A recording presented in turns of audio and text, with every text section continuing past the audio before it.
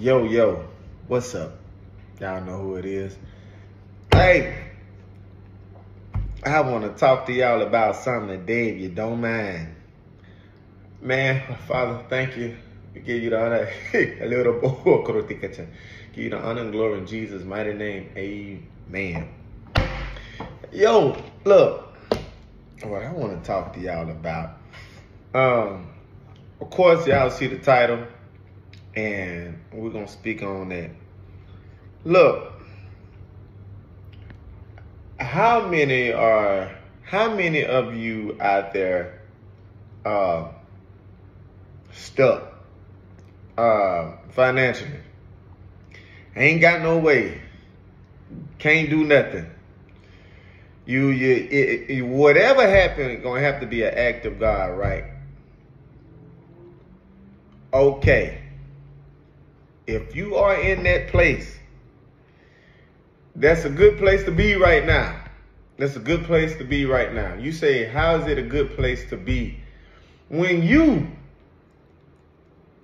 are in a place where you can't ask nobody else for no money,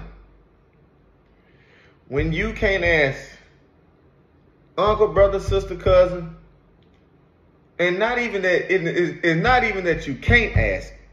It's just that you asked already so many times that it's almost becoming embarrassing to continue to ask, right? Maybe, and then you know that you don't want to be a burden on people, right? So you don't ask because you already asked. And they've been kind of to give you something. But it seems like you always coming up short. That's the position that a lot of the church are in nowadays. That's the position that a lot of us are in right now. A lot of us. We talk about this transfer of finances. My good homie Joel talked about it. Look to the east. That's what he said. The Lord even told me. I had a dream that a flood came in from the east. Right?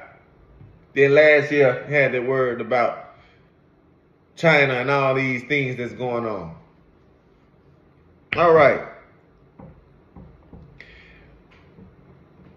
Man, if you are in that place right now, if we are in this place as a collective, as a body, as a whole, that gives God the room to show his hand.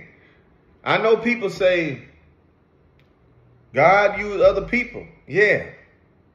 But when he brought out the children of Israel and they were at a place where they was at the sea, they could either at least try to swim across, but they didn't know what they was going to do because the Egyptian army was behind them. See, I want to tell y'all something. It come a time where, yes, God uses people to bless you, but it also gonna come a time that he himself gonna step in. Me, other people, we're at a place right now that God himself gonna have to step in. Now, I'm being honest. I know folks that ain't got rent. No way possible. No way possible. I know people that just back against the wall. And it seemed like there ain't no way out. And physically, there is no way out. I can say for myself that because of the things that I have to get done, because of, let me tell you the ultimate test, one of the ultimate tests. Me, I never had credit. I always made money. You know, cash, fiat, dinero, mucho dinero. But, so I never established myself that way. I never, first I didn't want to loan anything from the bank. I didn't want to owe them nothing. And I always wanted to see God do something that I couldn't do. I know some people say, oh, that's faith without works. Now, because if I've done what he told me to do and now I'm at a place that there is absolutely nothing else I can do, I believe God is about to raise up them walls of water so I can cross through. A lot of people like that right now. I am telling you, 100% of my life and other people's life, it's going to take 100% God Almighty to make a move for anything to happen in my life and in other people's lives that I know.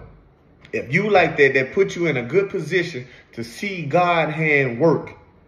When you have done everything you can do, when you got the gold from the Israelites, when you got all your cryptos like you're supposed to, when you got your sandals on, you walking, you moving, and financially there is nothing else you can do.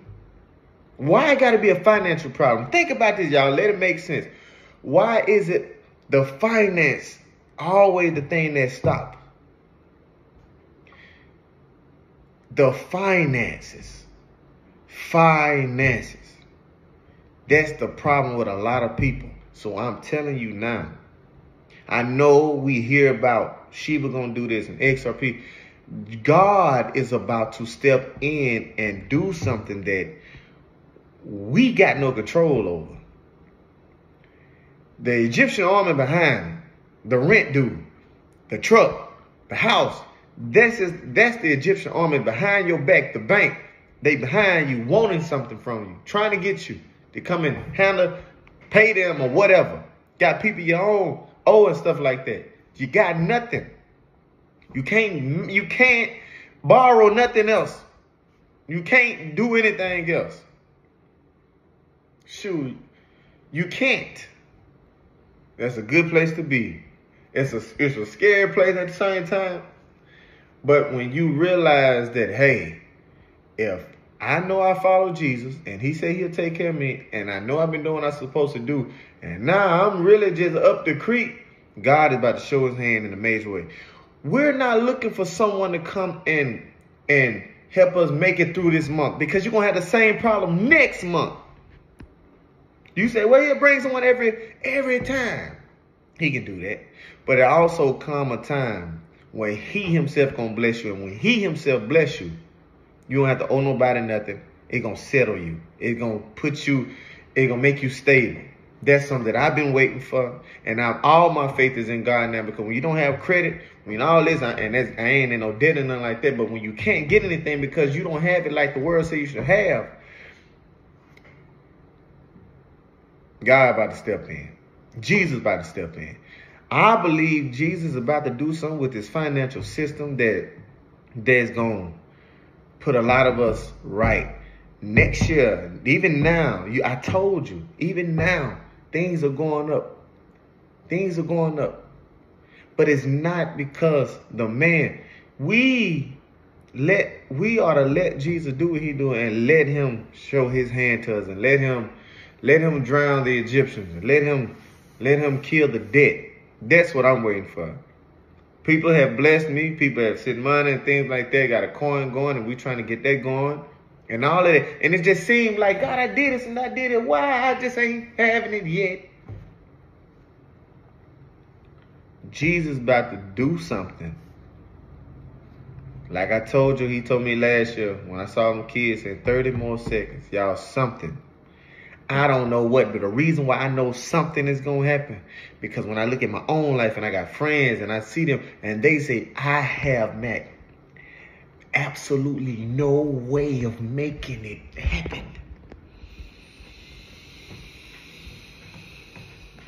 None. So it's like, God gonna have to do it. And they like, you're right. God gonna have to make it happen. He gonna have to. He gonna have to. But it's a good place to be, because when he do it, he gonna shut everything down that try to come against you. Like last week, I'm gonna tell y'all a quick story and let y'all go. I was looking at a house, my partner's house. Mind you, I've been in an apartment, I've been in a house, I've been with parents and all that, whatever. The house is decent, it's all right. But God promised me this mansion over here. God don't never take you back unless you go back. He'll never take you back. So I'm going to holler. I went and looked at it. Foundation, messed up. But I mean, you can move in the house. Got lights in there. I mean, like you can move in there. You got to clean it up a little bit. I ain't lying now. I ain't saying it's messed up. You can move in there. He left the washer and dryer in there. You can move in there. And I was like, I'm like, okay, bet. But God said, now God never told me I was going to live in there. He never told me that.